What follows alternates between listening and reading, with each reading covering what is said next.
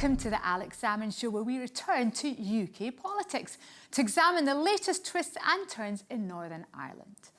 Now, the province has no First Minister and no executive, but Stormont continues to sit as a zombie assembly pending the upcoming elections in May. Paul Givan resigned as the Democratic Unionist First Minister earlier this month in protest over the post-Brexit administrative border in the Irish Sea. However, amid mounting crises in Downing Street, the economy and in Europe, the First Minister's dramatic gesture passed by all but unnoticed. And yet, the potential consequences of a breakdown in the Northern Ireland Protocol, not just for Northern Ireland, but for Brexit Britain, are extraordinary. On a worst-case scenario, it could lead to the disintegration of the institutions established by the peace accords of 20 years ago and see Britain plunged into a no-deal Brexit. Today, we speak to Democratic Unionist MP Jim Shannon to find out why the largest party in Northern Ireland has made revoking the protocol a red line. And then to former SDLP leader Alasdair McDonnell on the prospects of restored political stability in the province. But first, to your tweets, emails and messages in response to our show on the prospects of a Trump comeback. George Hanlon says, I went out with Bill Clinton's campaign legal advisor. She didn't have a good word to say about American politicians and their vile patriarchal society. Crippled Wooden says, Trump for me, he really got deep control of affairs and boldly took actions when needed. Robert Peachy says, the Democrats should have had Bernie Sanders instead. I hope he campaigns this time around too. Keith Alexander Dixon says, Joe Biden has within a year qualified himself as the worst president in history. That is some achievement. And finally, Graham Smith with a message for us all says, Biden will lose for the same reason Labour will lose. They've forgotten where they come from. Now, Jim Shannon, the DUP Member of Parliament for Strangford, is one of the most active MPs in the House of Commons. His party leader, Jeffrey Donaldson MP, is likely to stand for the Assembly. But will this proven vote-getter do likewise? He is in conversation with Alex. Jim Shannon, MP for Strangford. Welcome back to the Alex Salmond Show. I'm very pleased to be back, Alex, and we've missed our wee chats, by the way, but we'll catch up again just now. We will indeed. Now, Jim, explain to our viewers, Paul Givan, the Northern Irish First Minister, resigns in protest about the Northern Irish Protocol, but the Assembly, the Parliament in Stormont, keeps on working. I mean, how does that all work out? And could that catch on at Westminster, an Assembly with no government? I think we have to look at the process of where we are, Alex, and I think we are where we are because of government's reluctance or difficulties that they have to do something in relation to the Northern Ireland Protocol. So we felt, and we do feel this in the discussions we've had with our businesses in my constituency, some 98% of those businesses have told us that the Northern Ireland Protocol is not working. Unionist contacts, my constituents every day contact me about this as well. So we felt we were at a point where we had to do something. So we did what we did. What does it do? It tries to put pressure on the government at Westminster to take an initiative, like, for instance, to initiate Article 16 to ensure that the discussions between the UK government and the EU are much more constructive and positive, which we do not feel that they are. It does mean that the Northern Ireland Assembly as an executive cannot meet because the First Minister has resigned, and as a result of the First Minister resigning, the Deputy Minister automatically resigns as well. But it does mean that the ministers in the Assembly and other departments can continue with the legislative work that's on the papers at that time. So will it catch on at Westminster? Well, I doubt it very much, and it's not the right way to govern, but it is a methodology that we have in place to try and address very, very helpfully and hopefully constructively the Northern Ireland Protocol issue. Well, you might suggest it to the Prime Minister, Jim Shannon. I know you might very well do that. But I was interested, when I asked you about the protocol, you go immediately to practicality because you've a strong reputation as a pragmatic politician. You talk about the economy and what your businesses are saying to you. But we've had evidence, the official statistics from the ONS showing that the Northern Irish recovery from COVID has been quicker than any other part of the United Kingdom. And it must be many, many years since Northern Ireland could be said to be outperforming every other part of the UK. So how does that square up? If your businesses are telling you the protocol's a disaster, but the statistics are saying, look, the Northern Irish economy relative to the rest of the country is doing well. How does that come together? I think we have seen a bit of a spring in the response to the COVID-19 recovery. But there are, and you're right, Alex, I mean, I'm a practical person. I deal with my constituents regularly. And so if I have 98% of my businesses tell me that the protocol, Northern Ireland Protocol, is preventing them from trading to the way that they would have liked, business and my constituents say they're unable to trade with the United Kingdom because of the bureaucracy, because of the additional tariffs. So I would suggest that maybe our recovery in Northern Ireland would have been more spectacular and even more positive if we didn't have the Northern Ireland Protocol, red tape, bureaucracy and tariffs in place. But couldn't you persuade, using your influence and pressure, the European Union to get rid of some of these apparently unnecessary elements of bureaucracy without upending the whole protocol itself? Isn't it possible to slim it down, to make it more practical for your businesses? I wish it was, Alex. I wish it was as simple as that, and I mean that very, very honestly and respectfully as well. Because, I mean, to me, if there's issues that can be changed and sorted, let's do it. But we have found, unfortunately, right through this whole process, that the EU, unfortunately, with the support of the Republic of Ireland and government as well, seem reluctant to find a methodology of solving the problems, but instead they seem to wish to chastise the United Kingdom for Brexit and for leaving the EU. So, and we're the one in the middle, and we're the one that's getting caned all the time. So whenever there is practical solutions in place, the EU refuses to do it. I mean, Liz Truss, Lord Frost before that, Boris Johnson, the Prime Minister, each and every one of them have tried to find solutions.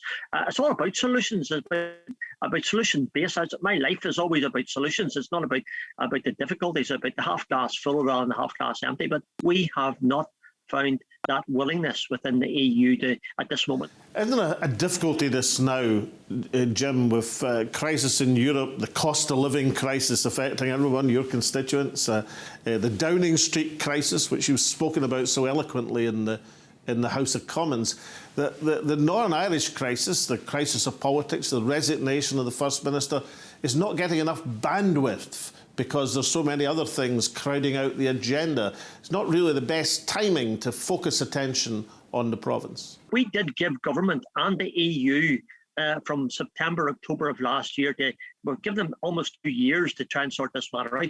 We give the government and Lord Frost and the discussions he had with us, we give him a timescale as well. So we've been very patient. So we've come to a stage where the line's in the sand, where the line in the road is, so to speak. And we warned government, we warned the minister that unless there was action and movement between the EU and the UK, then as far as we were concerned, the Northern Ireland Protocol would lead potentially to difficulties at the Assembly. That's where we're at. We didn't set the timescales, we didn't set the diary. We've been ultra careful in how we did it, and we've tried to ask the government to come along and support us. They haven't done that yet. We're hoping they will grasp the mettle soon, and that the discussions with them and the EU will lead to constructive discussions and trying to find a solution. This question of the protocol, in your opinion, be the dominating issue of the Northern Irish elections, or are you hoping to see a settlement before these elections? I'm the eternal optimist. I'd love to see a settlement before the elections. Will it become a dominant part of the elections? It certainly is. I mean, the polls today, Alex, which has just been released here in the paper this morning, show a rise for support for the DUP and a decrease for the support of Sinn Féin. Now less than 4% between the two parties. It wouldn't take very much more in an election campaign to give us a party with the Sinn Féin and hopefully overtake them in the polls. So I figure, and I agree with my party leader, Jeffrey Dulles, that focus on the Northern Ireland Protocol replicates and illustrates clearly the opinion of the Unionist population. Let me turn to where I began this interview. I mean, as a politician, you're known for your close association with workers and trade unions, and your ear to the ground with businesses in Northern Ireland. But you're also a Democratic Unionist. And isn't the opposition to the protocol a matter of political principle more than economic necessity? I'm interested in this point because your politics have always been shaped by what's best for your constituents. Well, I think it's best for my constituents that we don't have a Northern Ireland Protocol, because that's what they tell me. Does it help us economically if there is no Northern Ireland Protocol? It certainly doesn't. And I can give you myriad examples of that where constituents and businesses have contacted me in relation to these issues. So I think the two are intertwined, Alex. I don't think we can divorce them. It's not it's a point of principle in that we feel that the Northern Ireland Protocol negates our status within the United Kingdom of Great Britain and Northern Ireland and makes us less a part of that. That's constitutionally wise. He wasn't going to be the person who was going to sign it off. Unfortunately, he's no longer there, but we have to deal with who we have in place, and that's Liz Truss. Liz Truss, in my discussions that Ian Paisley and I had with her about a month ago, when I asked her about the European Court of Justice and he asked her about the North-South movements and East-West movements. Again, Liz Truss said all the right things, but we want to translate these words into action. So that's where we are, and we're doing everything we can to persuade government to support us. But in a word, Jim Shannon, after all you've experienced in terms of commitments and undertakings from Boris Johnson and other Westminster leaders, do you really trust what you're being told in words? I would like to believe, Alex, that every word that people, politicians or whoever tell me will always lead to that commitment. We haven't seen that action yet. We haven't seen that delivery yet. We don't want the words, Alex. We want the action. And it's whenever government delivers the action, which they haven't until now, then we can honestly say that, well, the words you've given us are true. We stand to await for that to happen. Not there yet. Action is always better than words. It's good to hear the words, but action's much better. Jim Shannon, thank you so much for joining me once again on the Alex Salmond Show. My pleasure, Alex. Thank you, and God bless you, and keep safe, boy. Thank you. Will do, Jim. Join us after the break when Alex speaks with former Social Democratic and Labour Party leader Alasdair McDonnell to find out where the nationalist community stands with unionism in crisis over its British economic links. We'll see you then. Welcome back. At the end of last year, the Financial Times reported ONS data as suggesting the Northern Ireland economy had assumed the unusual position of outperforming the rest of the UK. This suggests that the vehement opposition to the protocol from the DUP may be based on political principle rather than economic reality. Alex puts the question to former SDLP leader Alasdair McDonnell. Alasdair McDonnell, welcome back to the Alex Salmond Show. Thank you for having me. Delighted to be with you today. Now, Alasdair, you've been through a range of political crises in Northern Ireland through the years. How would you assess this one? Is this basically about the elections coming up? Is it about Democratic Unionist politics? Or do they have a genuine grievance about what seems to be the irksome regulations of the protocol? Well, I think it's a bit of everything. Yes, it's about elections coming up and people are bracing themselves. And the DUP were in a very weak position because they had devoured each other and they're still very split internally. The dilemma for all of us is that basically the arrangement, the protocol arrangement that has been made between the EU and the UK, it gives Northern Ireland the best of both worlds and has allowed the Northern Ireland economy to get the best of both worlds. And our trade, for instance, with the Irish Republic has doubled or trebled since they opened up. But equally, we still have good access to the UK markets. So we have access to both EU and UK markets, and it's doing very well, and our economy is doing very well. So you would basically agree with Paul Monaghan, for example, the chief executive of the Chamber of Commerce in Northern Ireland who says exactly that. We're doing well. We've got preferential access to the UK. We've got total access to the EU. That's why the Northern Irish economy is a land of opportunity. And yet, individual businesses, quoted by Jim Shannon, for example, say, look, we're finding, we've got to fill in 20 forms to export our stuff to our own country. You can see their point of view. There is no doubt that there are issues there, and basically that in order to maintain the bipartisan, if you like, or the double benefits, there will be some losers. But those losers are those people that have extra burdens of paperwork and all the rest are in a very small minority. Anybody I talk to tells me that there are benefits and great opportunities. And the difficulties can be and will be ironed out if those with the difficulties basically are prepared to work at them and discuss them. So, where there's a will, there's a way. The problem is this, that there has been a major effort by the Democratic Unionist Party to turn the various difficulties that can be solved into issues that can't be solved and into political issues and making them a cause célèbre. When Paul Givan resigned a week or so ago, there was hardly a huge... when I resigned as First Minister of Scotland, it was a major story. When Carwyn Jones resigned as First Minister of Wales, it was a significant story. When Theresa May resigned as Prime Minister, it was a huge story. But Paul Givan, as a First Minister, resigned, and out with the Northern Ireland, there wasn't really that much of a splash or publicity about it. Is that because there's so many other issues going on, or is it a collective shrug of the shoulders and say, well, it'll be all right after the elections? Well, it is a collective shrug of the shoulders because the various levels of incompetence in Stormont at the moment have led the public to become disillusioned and disconnected. The public have no great aspirations or no great hopes for Stormont. And the reason for that is that, the DUP want to pull it down, and Sinn Féin are there. They have their own agenda going off in the opposite direction.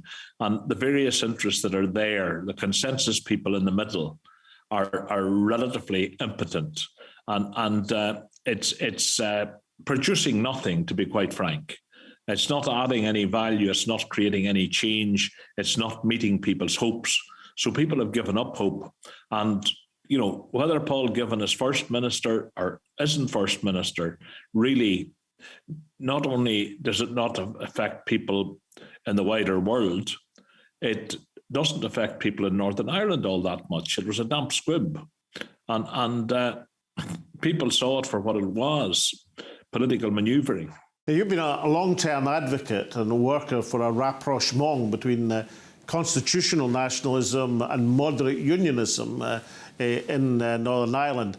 Are there any hopes for that centre-ground breakthrough in the coming elections, or will the DUP and Sinn Féin get the drumbeats of their election campaigns dominating all? Well, they will get the drumbeats, I have no doubt. But a lot of people, a lot of my friends that might be of a different political angle, in other words, unionists, have great hopes at the moment for Doug Beattie and the Ulster Unionist Party making a recovery. And, I see that Doug has gone out of his way to move the Ulster Unionist Party into a 21st century agenda. And, he has some difficulties up and down, but he has spectacularly recruited a significant number of people who were, if you like, from the same gene pool, but were not formally members of the Ulster Unionist Party. And there's a certain amount of momentum around the Ulster Unionist Party. Now, whether that produces a result come an election, I'm not sure, but I would expect that it would. Now, in your position as a constitutional nationalist, is your attitude this now, and you and your colleagues, look, things are moving our way. There's no border in the island of Ireland. There's booming trade between the the South and the North. That's one of the ingredients of this rather rosy economic position relative to everyone else at the present moment. So really, basically what we've got to do is not upset the apple cart, sit tight and wait for history and economics to take their course. Is that your position, or do you think there's something else that needs to be done? Well, there's an element of that there, but that's a passive position. And if we're going to make progress in the 21st century on this island, we have to do it proactively. There has to be a proactive engagement, and there has to be an accommodation for everybody. And the difficulty we have always had from a nationalist perspective is that unionism quite often lifts the ball and takes it off the pitch and refuses to work with us on any sort of a level pitch. And that's what the DUP are doing at the moment. I want to see a progress in terms of a new Ireland, an agreed Ireland. But I also want that Ireland to be a warm home for those who have traditionally been unionist. And I think that's the big challenge facing us, is how to accommodate unionism, particularly the unionism of the DUP, while they themselves refuse to cooperate. If we look at the position in the Republic at the present moment, the relatively new Taoiseach, is their attitude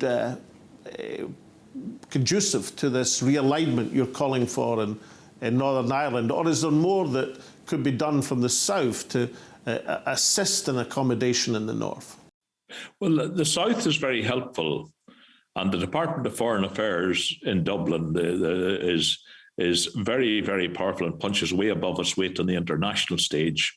And they are very, very sensitive to the North, and they attempt to work in the North in various ways that can be constructive. And they're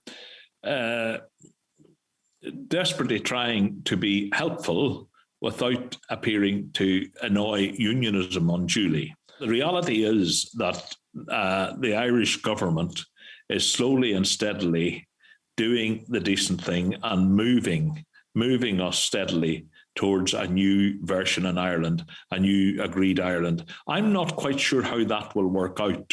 There's a lot of debate, a lot of discussion to be had, but I think the Irish government are doing as much as they can. Now, unionism would accuse the Irish government of not being engaged enough and not doing this and that. But, you know, these things are on a spectrum, a continuous spectrum, and you can't demand more engagement today and then deny and not want that engagement tomorrow. It has to be consistent. And I honestly think that there's a substantial degree of consistency coming in from the Irish government. And how about the British government? From a Democratic Unionist perspective, they would have had plenty of reason in the recent past not to trust Boris Johnson, but are they going to put their trust once again in the UK government to get them out of their fix? Well, the DUP, the unionism generally, and the DUP in particular, throw themselves at the feet of the British Prime Minister. And Boris has thrown them under the bus a couple of times already and will do so again. You know Boris, I know Boris, and we know how unprincipled he is. You know, he basically, he's out for himself. And the unionists are an afterthought. He will play them along when it suits him, when he needs them. But I think the problem I have is that the DUP in particular are trying to cling to a version of the British Empire that existed 100 years ago, 19 and 20, or even before it. And that they're attempting to recreate that, and that can't be recreated. The world has moved on. And that's the difficulty we have here, that a lot of these people are refusing to recognize the 21st century. And that creates problems for us in the long term, because until they wake up and smell the coffee of the 21st century, we're all at a loss. We're all at a stagnation stage. Briefly tell us, what would be your greatest fear for Northern Ireland looking forward to the elections in May, and also what would be your greatest hope for looking forward? Well, I feel my greatest hope is that we get ourselves together and we make Northern Ireland work, and we solve the bread and butter issues, and when we have a prosperous, functional community, then we can talk about what degree we are part of the UK, what degree we are part of a new Ireland, and all of that thing. But a dysfunctional economic basket case is no good to nobody, and nobody will want us. So, the hopes are that things will move forward constructively and steadily and slowly. We've come a long way since the Good Friday Agreement in '98. It's a lot slower than I would like, but I would like to think that we'll begin to gather speed, and the people that we have elected to the Assembly would find ways and means of working together across community lines. You can't make peace. There's no point in making peace with your friends. You have to make peace with your opponents, with your enemies politically. And that's the big challenge. And I think in the early days, post-Good Friday Agreement, in the early days of the Northern Ireland Assembly, in the early noughties, even though there was a lot of turbulence, there was a lot of cross-party communication and dialogue, which allowed things to happen on the economic front, on the health front. And that seems to be missing at the moment. And it's that we have to get that back. Alasdair McDonnell, thank you so much for joining me once again in the Alex Salmond Show. Thank you, Alec. Wonderful to be with you. Keep up the good work. The president of Northern Ireland's Chamber of Commerce said on the 25th of November last year, 70% of our members believe that Northern Ireland's unique status presents opportunities for the region. This is because, unlike the rest of the UK businesses, those in Northern Ireland still have unrestricted access to the EU's huge single market for goods. Then came the official statistics, showing the relative performance of the Northern Ireland economy last year as the best in living memory. This suggests that the vehement opposition to the protocol, which places an administrative border in the Irish Sea, is based on unionist principle rather than economic experience. Although it should be said that Jim Shannon points to powerful individual examples of rampant bureaucracy. Having signed the agreement just over a year ago, the UK government now seem intent on revoking it. But the European Union and the USA have thus far made it clear that without the protocol, there is no Brexit deal. And so, both the Unionist community in Northern Ireland and the Conservative and Unionist Party across Britain have a choice to make. Whether economic realities should override political objectives, or whether the essential unity of the United Kingdom is really worth the economic candle. But for now, from Alex, myself, and all of us at the show, goodbye, stay safe, and we hope to see you all again next week.